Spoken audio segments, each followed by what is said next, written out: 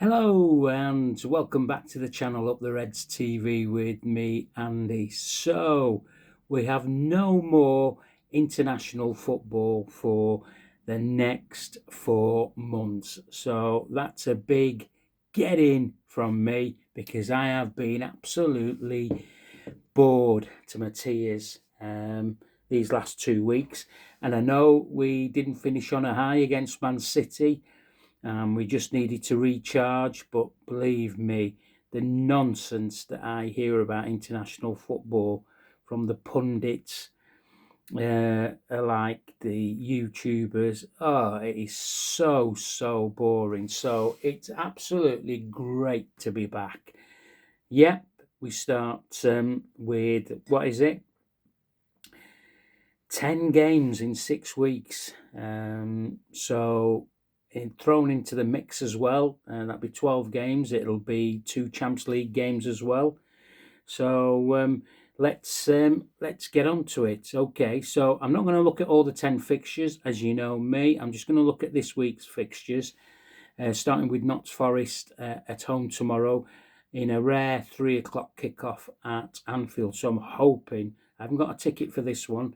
I've got a ticket for the PSV game that I'm going to on Wednesday, which I'm looking forward to, because it's a night Champions League game and it's under the lights, and Liverpool will definitely show up for that. But let's concentrate on the Forest game. Obviously, the weekend, next weekend, it's West Ham away on Sunday the 30th, which is a 2:05 kickoff. There you go. Make what you want to make of that one. Okay, let's look at the Forest game then, shall we? Sean Dyche is the third manager since we last played them at home last season, which was a game I was at. And yeah, I'm going to bring it up again.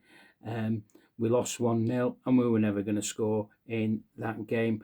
So obviously he's replaced Ange Postecoglou, but before that it was Nuno Espirito Santo was the manager. So obviously Dyche is the third manager. So he's been in charge, I think it's 5 games.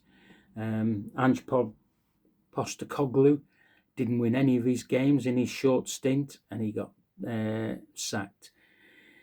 Interesting tomorrow. Referees Andy Madley.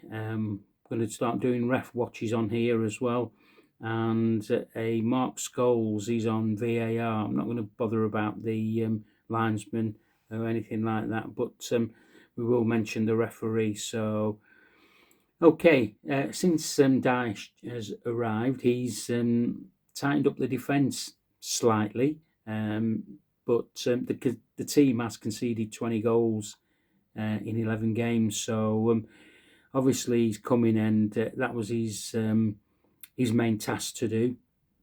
Look, before the international break, they had a couple of good results. Leeds away 3-1, and a 2-2 draw with Man United, and both Morgan Gibbs-White and Elliot Anderson with a star-out performance in those 2 games. So Dyche, we know what Dyche is about. He will exploit on any team's weaknesses, and we need to do the same against his. So he'll be looking to build a momentum coming into this game at Anfield tomorrow. As I said, I was at the game last season, and that came, it was September time, and that came after an international break. And as I said, we lost 1-0, and it was probably one of our not so good games. And it was one of the subs, I think, was it Callum Hudson-Odoi, who netted the winner. And yeah, so having said that, Liverpool won 3 of the last 6 encounters with Forest. So let's see what we can do. Obviously, we drew at their place, didn't we? Diogo Jota got the equaliser there, and it was a good point at their grounds. Look, last season they were solid at the back, weren't they? With Murillo and Nicolo Kovic. And they also had a good keeper. Well, they've got a good keeper in Matt Sells. I think he shared the Golden Glove with 13 clean sheets with, was it Arsenal's keeper, Raya? They have got some injury problems. Nico Williams has been playing left back because Ola Anya is injured. I've already mentioned Gibbs White. I mean, he's got 3 goals in 5, and Anderson in midfield. They've also got Douglas Ruiz, Dan Endo. We'll have to, they look solid. And up front, they've got Woods. I don't know if he's going to feature or not. I think he's injured. It's going to be a toss-up with an ex-Red, Tiowo Awoni, or Igor Jesus, or Jesus, however you want to pronounce it. So they'll play up front. Look, I've just got a notification. Players not available for the Forest game. Ola Anina, that's the left back. Delane Bakwa, Aaron Bott, Angus Gunn. Angus Gunn? Is he not a goalkeeper? Douglas Luiz. Ah, right, okay. No Douglas Luiz, no Chris Woods, and no Alexandra Zinchenko. Callum Hudson-Odoi could possibly return for this fixture. As I said, that Dyche is going to probably play the same way, trying to look for counters. So he'll probably set up 4-2-3-1. It'll be solid. He'll try and play out the back and play through the lines. He will try to do that, but he will also go long as well. So it'll really be interesting what his lineup's going to be. Onslaught's press conference. You think he'd be buoyed with in a good mood when the boys came back from their international duties. However, we have some bad news, don't we, on the injury front. Conor Bradley is going to be out up to 22 days. That's at least 3 or 4 games. He's picked up a muscle injury on international duty. No Florian Wirtz either. He's also picked up a muscle injury on international duty. Onslaught says he doesn't think he'll be out long, but he's definitely going to miss this game. I'm not so sure, how long is for him. But excuse me. Apparently, he had a good 2 international games for Germany. Also missing is Jeremy Frimpong. He's still going to be out, and he's a few more weeks away. So it looks like him and our 2 first choice right backs are out of action. So that leaves a massive hole in that position. Robbo was not at training this week, last day, because due to personal reasons. So I don't know what that is. Excuse me, because I'm going to cough, I think. If you're asking, it's an Americano. Onslaught, he was asked about transfers. That was his first question, actually. He said, specifically centre-half. He said, look, we've so many games between now and January. This is not on my mind, but it will be on Richard's. That's Richard Hughes. So he said that, he's not concentrating on that. But it looks like we are going to be doing some business in January from what the reports say from the reputable social media gurus, shall we put it that way. He was asked about the right back situation. He said, yes, Dom's played in that position, but he said we've also got Joey Gomez who can play in that position, and we have got Curtis Jones who has played in that position. He also said that we will be asking players to play out a position for the next few weeks. So that's going to be really, really interesting for me when I look at my team selection. He said the players are not going to be playing in their preferred positions. They'll be playing elsewhere. He was asked about how he thought the season was. He said, look, you should judge us after 38 games. For me, though, judge us after 19 games. So he's looking at 19 games just to see where the Reds are.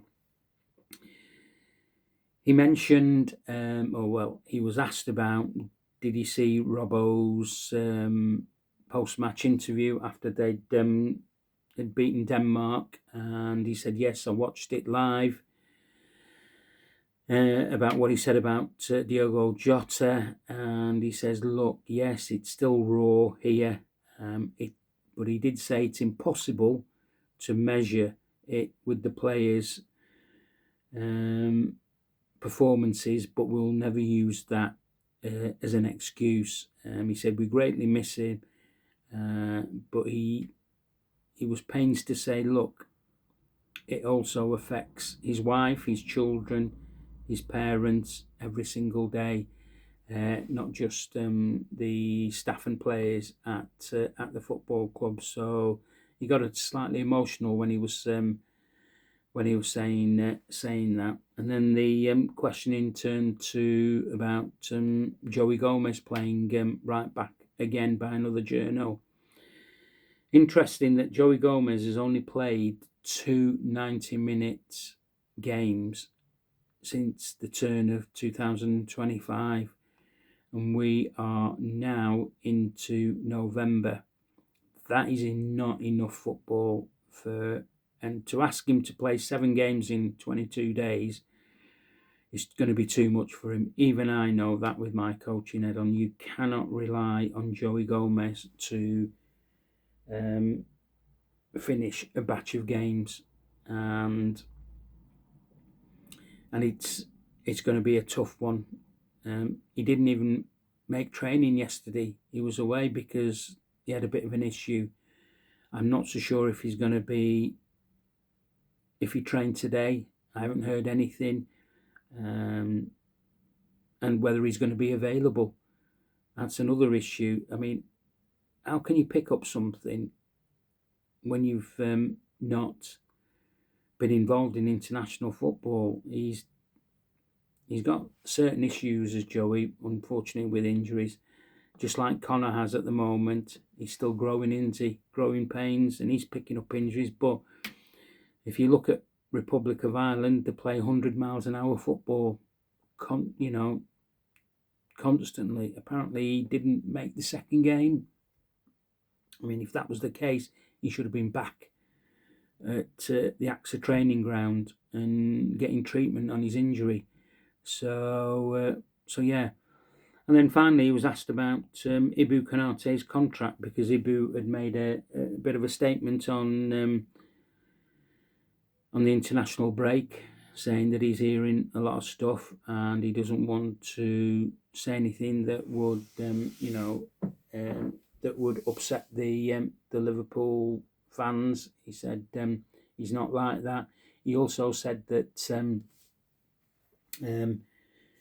his team are talking to Liverpool's team, and they're still in negotiations regarding that. But he said to the journo who was asked that, you don't really need me to answer that, do you? And then the press conference had finished. So, other news is that, obviously talking about the injuries, the plus side is that Alisson Becker's back, our first choice keeper, and just talking about the team, I'll mention that now, shall I?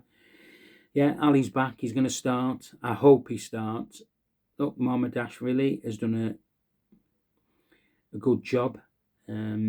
It's took him a while to get used to playing with the players in front of him, but maybe the Brentford goal, where he could have done something when the third goal when it was Ibu was out of position, got caught out, and I think he could have done something better with that. But look, hey ho, he's. Do I think he's a better upgrade on Kelleher? Probably, but only Kelleher's won trophies, hasn't he, at the club? So I'm hoping that Gio Marmadashvili is going to be the same. So my team, Alisson, right back. I think Armstrong, he's not going to listen to me, but I think Armstrong would be a bit naive if he put Dom Slob at right back in this game, because we would be wasting a player full of energy. So, I mean, he did mention Jones. He hasn't mentioned Gomez. Obviously, Calvin Ramsey played at the Crystal Palace game, didn't he? His last game. And he hasn't featured for the under-21. So that game took a lot out of him. And it took him apparently days to recover. So I don't know if he's going to be involved or be around. So, but I would put Jones. I'd put Curtis Jones right back and say, go and do us a job here, will you? Obviously, Kanate and Van Dijk centre halves, because of the exploits of Robbo and because of the personal reasons, he's not trained.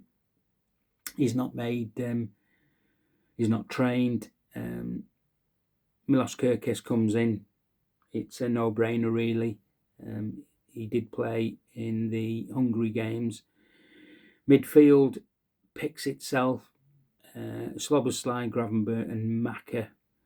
And up front, I've gone for Salah, Ekitike and Gakpo. I'd absolutely love if Alexander Isak started, but with what Onslaught had said about him, that he wished he'd have got some more minutes with the Sweden squad, but he didn't, because he was on a yellow card and he would have been suspended for the next game. So looks like he got his explanation there. But look,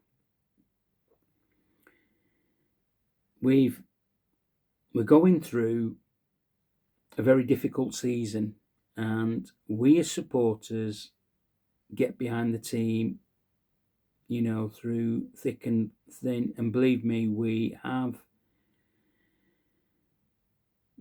supported them for years and years and years. And unfortunately, our aim now is to, we're 8 points from the top spot. I think we need to take a game at a time now between now and March. We've got injuries, but so have other teams. We don't use that as an excuse, because we're Liverpool. We haven't been playing well and winning games. We have lost games by not playing well. If I can think of a game this season where we didn't deserve to lose, having played well, I'd mention that on here. But honestly, I can't. During this break, I watched some reruns of our games, especially the games that we lost. And really, apart from the travesty of the City goal being disallowed, and subsequently it's been told by a committee that looks into decisions made by ex-players, ex-referees and ex-coaches and managers, and they say that goal, under the circumstances, should have stood. So yeah. But look, would we have beaten City? I doubt it very much, because they ran more miles than us during that game. We were on the back of Aston Villa win at home and Real Madrid win at home, but yeah, we just weren't at the races against City. But now they've come back. Let's see if they can up the ante. We need to be winning. This game will be a mixture of long balls, long throw-ins, set pieces, because Dyche will know where other teams have damaged us, and he will be trying to do the same again. He's got a very, very good team, especially in midfield, the likes of Morgan Gibbs-White and Elliot Anderson, and a few others. I know he's got injuries in that round there and about and up front, but we have to be clinical. We have to be clinical in taking our chances, and we need players like Mo Salah to start producing, as in scoring goals and getting assists, giving the ball to a player that's in a better position that can do the finish, and not always look for the glory finish. We need to start making correct decisions all over the park. As I said, winning our individual battles, winning the second balls. We've got to be around, and yeah, I think it'll be a different result from last season because of where Forest are. The 19th, and we're 8th, aren't we? Or 9th, something like that in the league. And we need to lay a marker down for this next set of league games that we've coming up in 6 weeks, and we'll just have to see where we are. I mean, I did write off our title hopes, said that it's done before Guy Fawkes night. I'm sticking to that at the moment because of the overall picture, because of what we've done. So we have to be realistic. You'll be shouting and screaming at me and saying, look, nobody wins the league title in November. But do you know what? As Pep Guardiola said, yes, but you can lose it in November. And so there you go. I'll take my advice from him. But yeah, top four's got to be a must now. So yeah, let's look at some interesting things about the transfers. The Mark Gay's name's appeared up again. If I was Liverpool, I would spend 25 million on him in January. He's got a foot injury at the moment. I would go out and get him because we are so light in that department, with Leone being injured, Onslaught not fancying Joe Gomez. I've seen Joe Gomez a couple of times play at centre half, and he has been poor in both games. Well, actually, tell a lie, he was okay in the Southampton game in the Carabao Cup, but the Palace game he wasn't. He was really, really poor. So we need to bring somebody in. So do we go out and speak to Crystal Palace and say, look, he's going on a free. He's told you he doesn't want to sign, but we'll go and buy him because we need him. We actually do. So for a number of reasons. And the other one is Antonio Simonio from Bournemouth. He's got a release clause, and Fabio Fabrizio has said that Liverpool have been in negotiations with Bournemouth about getting him signed. They have confirmed with Liverpool that there is a release clause in there, and it's got a certain date that it's attached to in January. And it looks like from the player's side, he's interested in coming to Liverpool, which is massive. Bournemouth have also told Liverpool that the final decision will not be theirs. So that tells me if the players say, if the release clause is activated, the player wants to come to us, and it'll be his word. I'm hoping that Liverpool do activate that, because again, up top front, we've not had Isak, playing for us yet regularly. I'm not saying that he's going to play down the middle. He'll play right hand side when Salah's off to the AFCON, and he can also play on the left hand side. We need to give Cody Gakpo some serious competition for that place, because we're not going to pick Ungoa. He's not going to overtake Cody Gakpo, in my personal opinion, and deep down Cody knows that. So if we get another body in there that can play, I mean, Ekatike played for France in there apparently and scored a worldie. You know, coming in from the left-hand side. So yeah, we need competition. Would I like him at the club? Yeah, because he reminds me a bit of a Marnie, 2-footed, will get stuck in. He's got good defensive qualities. You know, he's a good header of the ball. I'm talking about defensive wise here. He's quick, and yeah, we're just missing that. You know, Mo's lost his pace now. We can see that he can't beat players like he used to, but bring Semenyo on, you know, to the club, and the dynamics change up front. You know, we become a bit more quicker and sharper.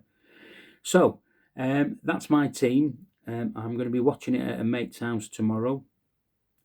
Garlic bread and pizzas apparently, and then I will come home and I will do the post match, and the post match will be out after 7 at some point.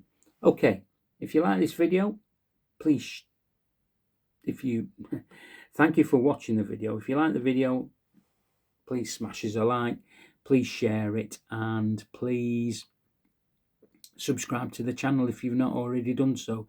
Let's get some more subscribers watching this channel. Okay, right, enjoy your Friday evening.